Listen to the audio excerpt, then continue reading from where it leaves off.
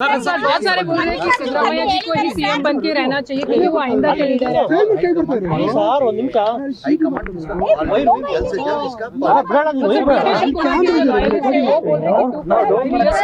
बनाना चाहिए। ಮಲ್ಲಿಕಾರ್ಜುನ್ ಖರ್ಗೆ ಅವರು ಹೇಳಿದ್ದಾರೆ, ಹೌದು ಕರೆದು ಮಾತನಾಡುವಂತಹ ಅನಿವಾರ್ಯತೆ ಇದೆ, ಕರೆದು ಮಾತನಾಡ್ತೇವೆ. ಅಧ್ಯಮ್ಮ ಅವ್ರು ಹೇಳಿದಾರೆ, ಅವರು ಎಐಸಿಸಿ ಅಧ್ಯಕ್ಷ ಆಗಿದ್ದಾರೆ. ಮಲ್ಲಿಕಾರ್ಜುನ ಖರ್ಗೆ ಅವರು ನಮ್ಮ ನಾಯಕರು, ಎಐಸಿಸಿ ಅಧ್ಯಕ್ಷ ಆಗಿದ್ದಾರೆ. ಅವರು ಹೇಳಿರೋದು ನಾನು ಗಮನಿಸಿದ್ದೀನಿ. ನಾನು ಅವ್ರು ಕರೆದು ಮಾತಾಡ್ತೀನಿ ಅಂತ ಹೇಳಿದ್ರೆ ಕರೆದು ಮಾತಾಡ್ತಾರೆ. ಒಂದ್ ನಿಮಿಷ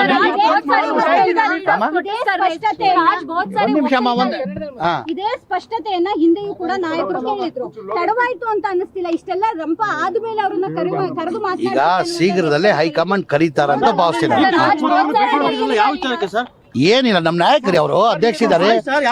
ಕೆಪಿ ಇಲ್ಲ ಒಂದ್ ನಿಮಿಷ, ಅವರು ಕೆಪಿಸಿಸಿ ಅಧ್ಯಕ್ಷ ಇದ್ದಾರೆ, ನಮ್ಮ ನಾಯಕರಿದ್ದಾರೆ. ಅವ್ರಿಗೆ ಒಂದಿಲ್ಲ ತಿಂಗಳಲ್ಲಿ 10 ಸತಿ ಭೇಟಿ ಮಾಡ್ತೀನಿ.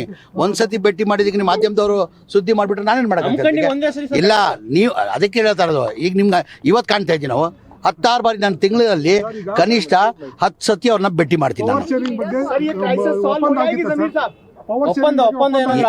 ಕೇಳ್ರಿ ಅಲ್ಲಿ, ಅದು ಶಿವಕುಮಾರ್ ಅವ್ರು ಹೇಳಿದಾರ.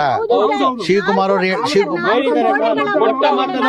ಈಗ ಆ ವಿಚಾರ ಎಸಿಸಿ ಅಧ್ಯಕ್ಷರು ಮಲ್ಲಿಕಾರ್ಜುನ ಖರ್ಗೆ ಗೊತ್ತಿದೆ, ವೇಣುಗೋಪಾಲ್ ಸರ್ ಗೊತ್ತಿದೆ, ಸುರ್ಜೇವಾಲ ಗೊತ್ತಿದೆ, ಮುಖ್ಯಮಂತ್ರಿ ಗೊತ್ತಿದೆ. ಆ ಪ್ರಶ್ನೆ ನನ್ ಕೇಳ್ರೆ ನೀವು ನಾನೇನು ಹೇಳಿ ಅದಕ್ಕೆ? ಈಗ ನಾನು ಹೇಳ್ತಲ್ಲ, ಮುಖ್ಯಮಂತ್ರಿ ಕುರ್ಚಿ ಖಾಲಿ ಇಲ್ಲ. ನಾನು ಅವತ್ತಿಂದ ಒಂದೇ ಮಾತು ನಂದು, ಮುಖ್ಯಮಂತ್ರಿ ಕುರ್ಚಿ ಖಾಲಿ ಇಲ್ಲ. ಆ ಕುರ್ಚಿಯಲ್ಲಿ ಮನೆ ಸಿದ್ದರಾಮಯ್ಯ ಅವ್ರು ಕೂತಿದ್ದಾರೆ. ಅವ್ರು 28ವರೆಗೂ ಮುಖ್ಯಮಂತ್ರಿಯಾಗಿ ಸಿದ್ದರಾಮಯ್ಯನೇ ಮುಖ್ಯಮಂತ್ರಿ ಇರ್ತಾರಂತ ಭಾಳ ಸತಿ ನಾನು ಹೇಳಿದ್ದೀನಿ. ಆದರೆ ನಮ್ಮ ಪಕ್ಷ ಹೈಕಮಾಂಡ್ ಪಕ್ಷ. ಈಗ ಹೈಕಮಾಂಡ್ ಏನು ತೀರ್ಮಾನ ತಗೊಳ್ಳೋದು ಅದೆಲ್ಲ ಅದಕ್ಕೆಲ್ಲ ನಾವು ಬದ್ಧ. ಅವ್ರಿಗೆ ಗೆರೆ ಹಾಕಿದ್ದು ನಾವು ಗೆರೆ ಡಟ್ಟಲ್ಲ. ನಾಯಕತ್ವ ಬದಲಾವಣೆ ಅಂದ್ರೂ ಕೂಡ ಜಮೀರ್ ಅವರು ಹೈಕಮಾಂಡ್ ಕೇಳ್ರಿ, ಈಗ ನಾವೆಲ್ಲ ಒಂದ್ ನಿಮಿಷ, ನಾವು ಹೈಕಮಾಂಡ್.